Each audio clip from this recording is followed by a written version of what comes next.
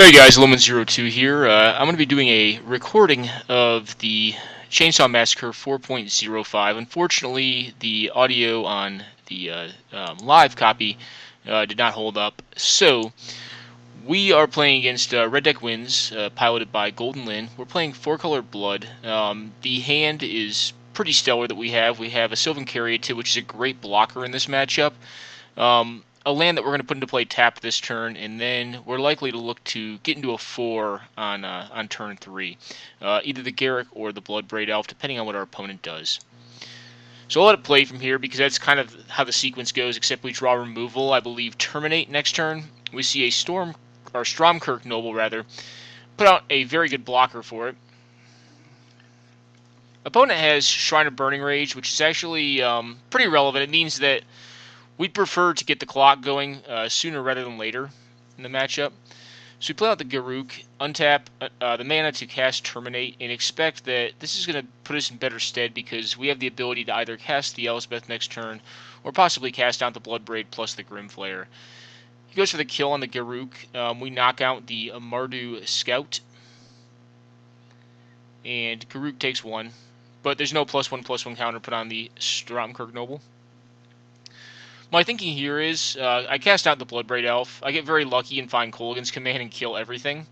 My thinking here is that I want to play the Lotus Cobra out, because if he has removal or a way to kill one of my creatures, then I'm just a sorcery, artifact, or planeswalker away from getting the Grimflayer to a 4/4.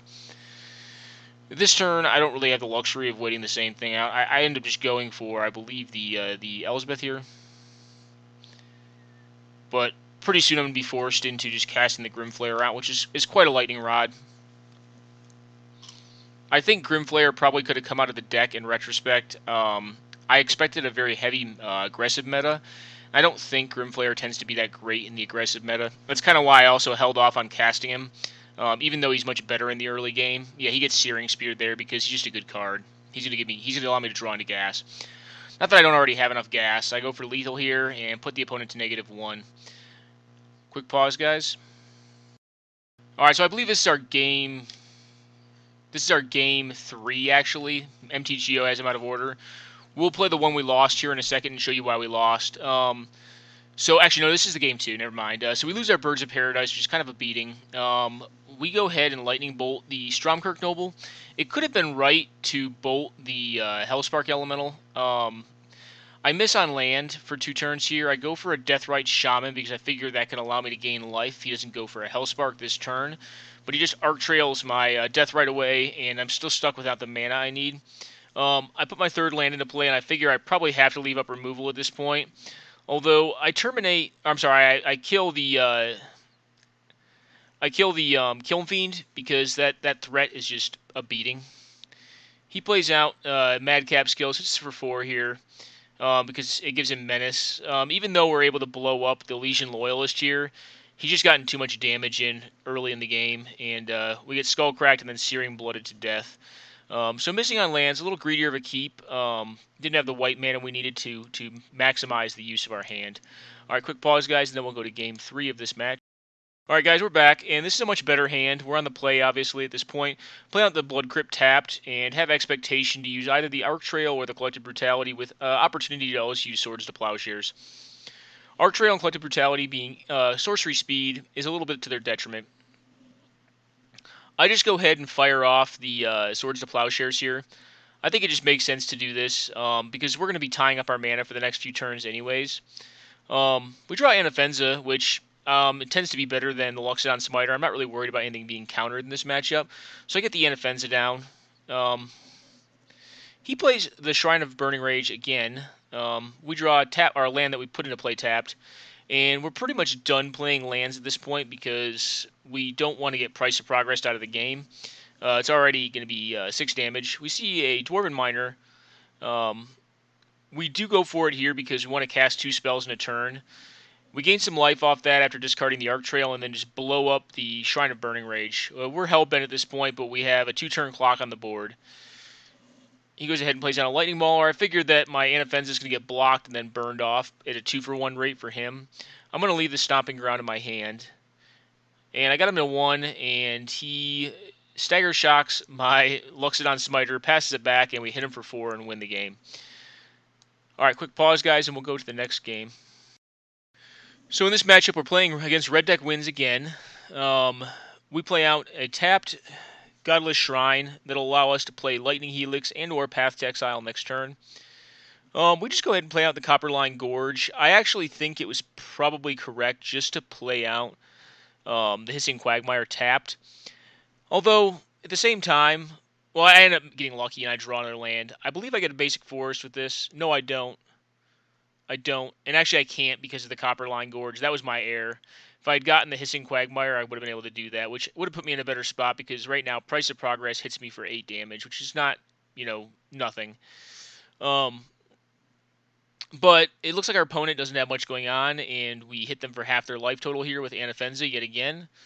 Go ahead and put another Beast token into play because it just makes sense to. We get Pulse of the Forged for 4, but our opponent's quite dead on the following turn. He goes ahead and concedes it in this unboarded game. All right, guys, quick pause, and then we'll get to the second match, our second game in this match.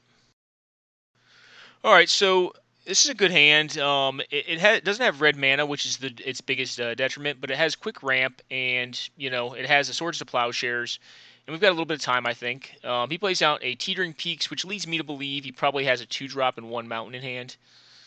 There's the 1 mountain, and I'm thinking, okay, we're gonna get Eidolon here. We draw a Burton Forge Tender. We could have cast it out this turn, and it may have been correct, but I kind of wanted to see what he was gonna do. He casts out the Stormblood Berserker, which we can't block here. But we figure we're probably going to get to cast out the Thragtusk next turn. Now, you can call it a misplay. Like, I didn't play the Ajani here because I wanted to see if there was a better threat to get with it. There really isn't, so I'm going to go ahead and play Ajani next turn and then hope to hit one more land because I lost my Mana Dork. And I do here. I go for, I believe, a Plateau. Go ahead and put the Ajani into play. I know I'm going to lose this on my next turn, but I think it's worth it. I'll kill half of a Mogwai Marshal, and I'll also gain some necessary life in this matchup. I obviously block the Goblin Token because it makes it a lot easier to block in the future if he's only got 1 threat on the board as opposed to 2.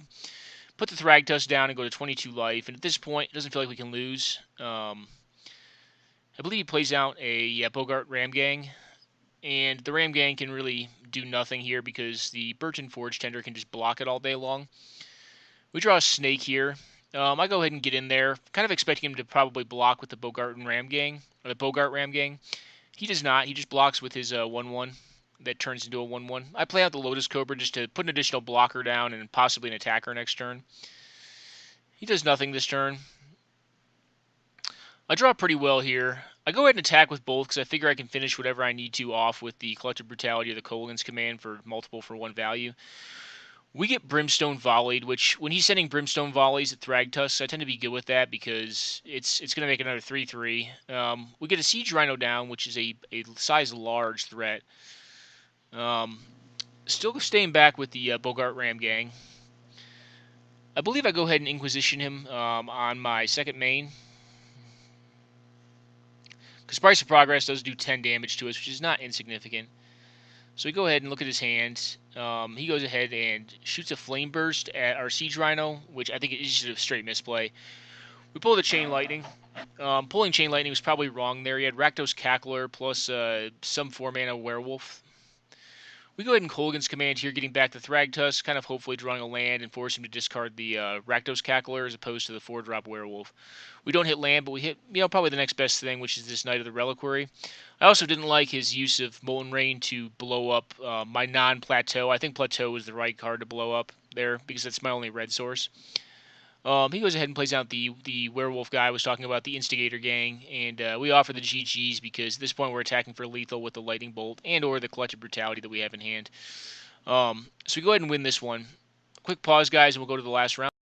So this is unfortunately the finals, and we didn't really have a good set of games here. I put that Bitter Blossom on the bottom, play out my Noble Hierarch. We're playing against White Weenie.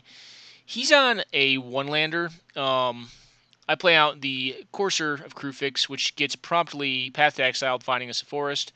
He untaps this, expecting to force me to block it. I just tap it for mana, so I don't have to. Play out a threat, play out a 1/1.